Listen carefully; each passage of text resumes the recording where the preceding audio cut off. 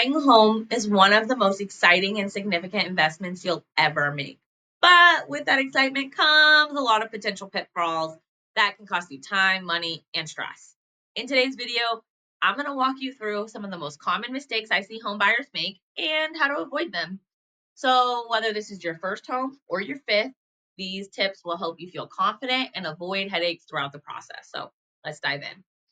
Mistake number one is not getting pre approved for a mortgage. Let me tell you why. We're going to go on a little scenario. You're out, you go, you see the perfect home, you fall in love with it. It is beautiful, checks all of the boxes, and feels just right. And then you find out, oh, it is out of my budget. That is a huge letdown. And once you've gotten attached to a home, it is really hard not to compare every other house to it.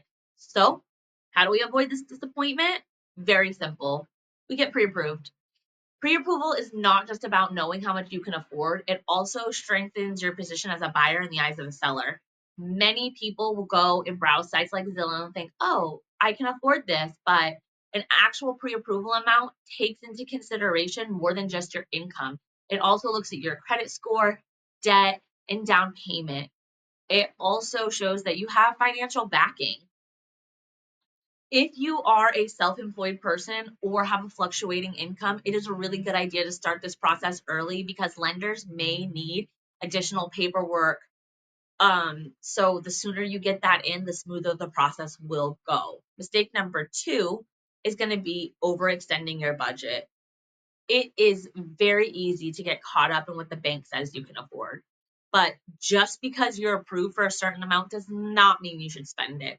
You need to think about your overall lifestyle. You don't want to stretch your budget so thin that you're house poor and unable to do anything outside of paying the mortgage. It's also important to keep in mind that it's not just a mortgage payment you have to worry about. You've got utilities, insurance, maintenance, and property taxes. These are all things that need to be factored in to your budget to keep it manageable and leave room for a life outside of just paying the mortgage. You also want to think about your goals. Do you want to travel? Do you want to save for retirement? Do you have the breathing room to do that? A lot of people are going to get caught up in what the bank says and forget about that day to day life that they still have to lead. Mistake number three is going to be skipping a mortgage broker. It might seem convenient to go straight to your bank, but working with a mortgage broker could save you a lot of money and hassle. Brokers have access to a wider range of lenders than your bank does, and they can help you find the best deal for your situation. A good broker will walk you through the entire process, help you avoid hidden fees, and make sure you're getting the best terms. I have had clients who were surprised by how much they saved just by working with a broker. So it's definitely worth considering, especially if you're not sure where to start. A thing to keep in mind is that a broker is like a partner who advocates for you and makes sure that you're getting the best loan options available. Mistake number four, not working with a realtor. Another mistake that people often think is that they can do this process by themselves.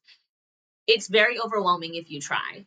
It's not illegal. You can try, you can do it, but a good realtor brings so much value. They know the local market, they know the process, and they have the negotiation skills that can save you a lot of time and money. Plus, they're going to help you with the paperwork and making sure you're not getting into something that's more than you want to deal with. Yeah, there is commission, but the value you get in return is so worth it. Realtors can help you avoid costly mistakes and make the process easier. And ultimately, they help you buy the home of your dreams. Mistake number five is skipping the home inspection. I really cannot stress this enough. Please never skip a home inspection. I know it might seem unnecessary in cost and something that could slow the contract down, but it is one of the most important steps in buying a home. Home inspectors give you a clear picture of the home's condition, and trust me, there are issues that you will not be able to see with just your eyes every time. You could be buying a beautiful house, but underneath there might be plumbing issues, foundation problems, mold, or outdated electrical systems. These issues can be expensive to fix, and if they're not caught early, they can be your responsibility to handle. Even if the seller has done a pre-listing inspection, it's still a great idea to get your own. You want an unbiased third-party opinion so you're not blindsided by any surprises after closing. Also, if you get your own inspection, you can make sure they're properly certified. Um, if you are in a competitive seller's market and you feel pressure to waive the inspection to make your offer stronger, don't do it. Consider shortening your inspection contingency period, but still have the inspection done. It's very vital for your peace of mind. Mistake number 6 is not considering future resale value.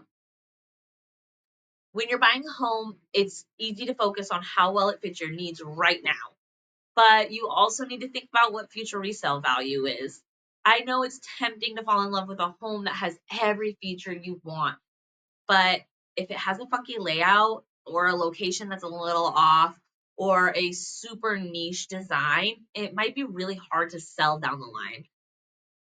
If you are planning on moving or upgrading in the future, resale value matters. Most people live in their homes on average from 5 to 7 years before they want something different. So we want to pay attention to things like neighborhood, school district, crime rates, and potential development in the area. That retro 1970s kitchen that might seem charming now, you need to consider if other buyers will feel the same when it's time to sell. Okay, mistake number 7, trying to time the market. Let's be real here. Everyone wants the best deal, and it is really tempting to try to time the market, waiting for the perfect moment when rates are low and prices are down. But the truth is, the market is always fluctuating. There's no such thing as a perfect time to buy. The best time to buy is when it fits into your life and goals. Don't worry about waiting for the market to drop or trying to predict the perfect time. Instead, focus on whether or not a home meets your needs now and in the future. Is the neighborhood right for you? Does it fit into your long term plans? If yes, then hey, it's a good time to buy.